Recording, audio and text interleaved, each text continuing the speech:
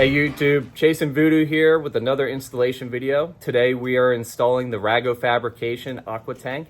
This replaces your OEM windshield washer reservoir. It comes in bare metal. You can also paint this like I did, flat black. Gives it that stealth look. You can paint it any other color you want. Let's get into the install.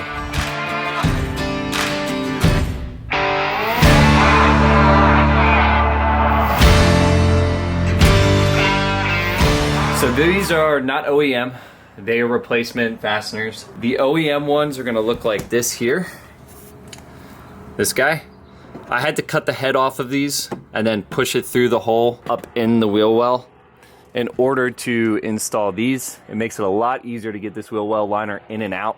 So highly recommend doing that. We're gonna remove these two bolts. Removes the clips for the wheel well liner here. And now we're going to remove this bolt. Holding on to the other clip to the front.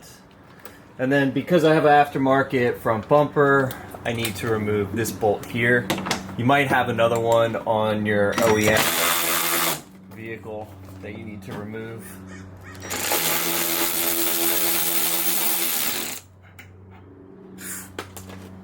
Quite a bit of dust in my eyes. Two more bolts that we need to remove. The reason we're removing all these is so that we could just pull the fender liner back, which is also why I took off the wheel, just so I can get this entire thing pulled back and out of the way to access the reservoir that's right behind here. This is that crappy clip I told you about. So it's stuck like this. These pins on the side do not like to move in. Let's pop them out of here. So I just cut this off and I'm gonna use another one of these for this space here. Since I already broke off my fender flare clip, I could just use these from now on. See? So no more bolt, just use this guy. We're just gonna go ahead and just pull this off, pull it back, and just kind of keep it out of the way. I'm just gonna bungee cord it somewhere, keep it out of my way even further. We now have access to the entire underside. We can see where the reservoir is. We have the two blocks that go into it that feed the fluid to the back windshield and the front windshields. We also got to remove this tab, and then we got to remove this bolt in here. We got to do a couple other things first, but let's get this one out of the way. So next, got to pop the hood. And we got to remove this panel here. Next step is to remove the filler neck. Right here, you have a little pinch pin. So you just pinch that guy and you pull. Brings out everything that you need. So on this vehicle, there are 3 bolts that you need to remove in order to get this off. There's one back in here. You have one right here. And then there's one up in here. I'll show you that in a minute. We're gonna first take off this, which is gonna pull off this guy here, and then we're gonna remove this guy.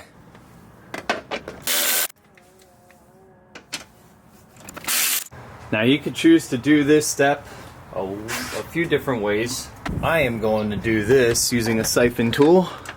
I'm going to extract all the windshield washer fluid. I'm gonna try to drain out as much as I can before I drop this bucket so that I don't have to deal with getting my floor all soaked. So this is gonna take me a few minutes. Fun stuff. All right, looks like we're done. Oh, the magic of using a siphon to get all that fluid out. So the third bolt is down here. You have this bracket, and there's a bolt right there. There's 3 little holes to the left, 2 round holes and a squared off hole. That's the bolt we're gonna remove. It actually goes into the tank right on the side here. So that's the bolt that we're gonna remove. I can't get my camera down in there, but that's what we're gonna be pulling. We got this little clip here. We gotta pull that clip out. So you just gotta push it in and pull up, and that'll come right out. Just like that. And now we should be able to drop this. I'm actually gonna empty this guy. I think my reservoir is actually getting in the way of pulling this out. It's actually hitting this. So I'm going to drop my reservoir. Now I just need to drop the tank. We only have a fluid in this little basin in the bottom, so nothing should fall out. So this guy, you need to fish that out of the hole. Now, you can kind of see what's hanging here. So we have to take these out. We're not going to pull the clip off this. We're just going to separate the gaskets from the tank, because the gaskets are going to go into the new tank. So yeah, let me pull this stool in, hold this up, and we will continue with the uninstall. Just try to get these guys out of here. See if we can kind of just rotate this, get it unstuck. See if we can kind of just yank it out.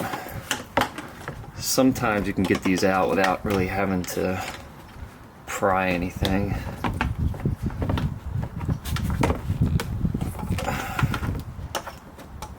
There we go. There's one. Just be careful of the hoses. You don't want to rip these. They're kind of going to be a pain in the ass to replace if you need to. Just do the same thing with this one.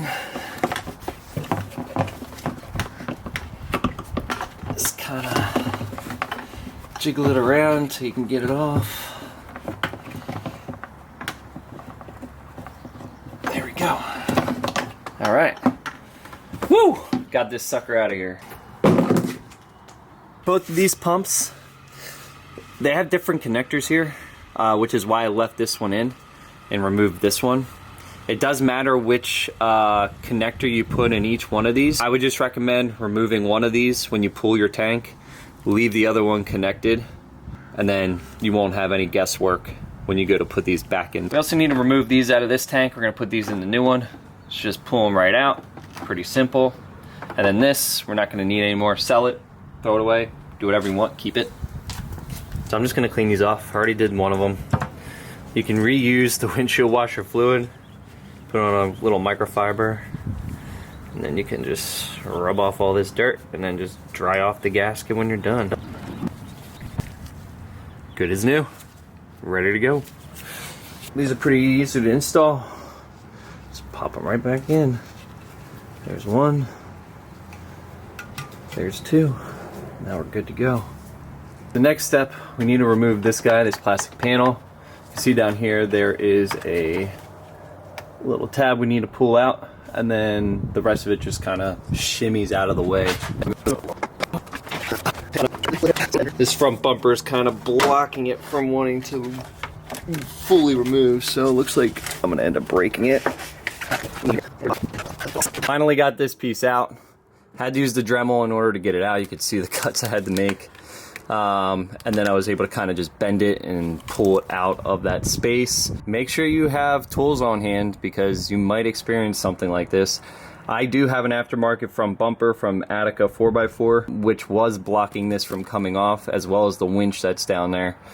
So those of you with the OEM front bumper, you probably won't have this issue that I had, and this could easily just disconnect, pull out, modify this, put it back on if you want. We gotta take a couple more bolts off. This one here, and then we'll pull the bolt for this bracket that holds the radiator in place. So we'll go ahead and do that now. There we go. Now we're gonna fish in the tank. Got it all nice and ready to go. Let's hope we don't scratch it going in here. We're gonna mate it up with these two holes here, and the two bolts that it comes with. I'm not sure if I'm going to be able to get those bolts in at the same time as this, so see what happens. Let me see if I can get this bottom one in now. It's not in a great area, so I'm probably not going to be able to get this one on film. Alright, so you can see that hose down there that looks like it's up against the tank. It was up against the tank. So that bend that's right there, I needed to pull it back towards the driver or the passenger's tire. Just to clear the tank so that it doesn't rub at all. I don't want that hose to rip and then lose coolant out on the trail. So I'm gonna bend it a little bit more and then we're gonna finish the install. We're gonna install these pumps now. The hose, or the pump with the shorter hose, this one, is gonna go to the closer part. Let me see if I can get in here and under the camera. So it'll go here. And then the longer hose, this one, is gonna go in here. Alright, that one's in. I'm just gonna connect this guy now, so I don't need to do so later.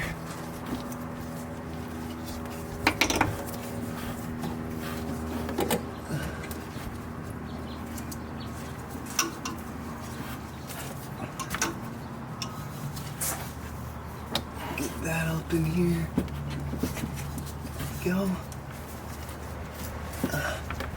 And then we'll connect this back to here. Easy peasy. Lemon squeezy.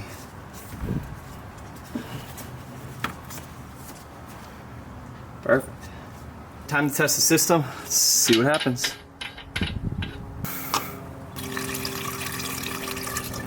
We'll just put in enough to make sure that we don't have any issues, and then it clears the pumps. I don't see any leaks. I'll put a little bit more in.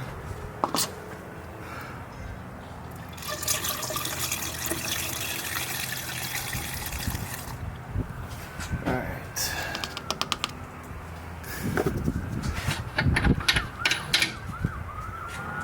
Alright, let's see what happens when we turn this thing on.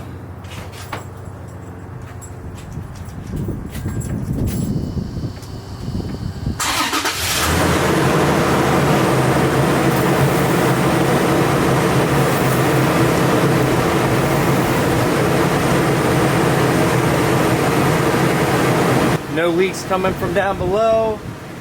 Pumps work. Hell yeah. I think the best way to do this is to have like a push pin of some sort, or you can use like a small screw, small nail on some tape. I'm just gonna use some painter's tape here, try to get this centered as best as I can, right on the top of the cap, and then just tape this guy down. Make sure it's down there nice and good. And then we will put our cover back on. Make sure that it's lined up with everything else. Good over there. Good here. And then I'm just gonna press down. And I can feel it starting to come through. You can actually see it kind of cracking right here. So now that I got my center point, I'll be able to drill this out with a hole saw.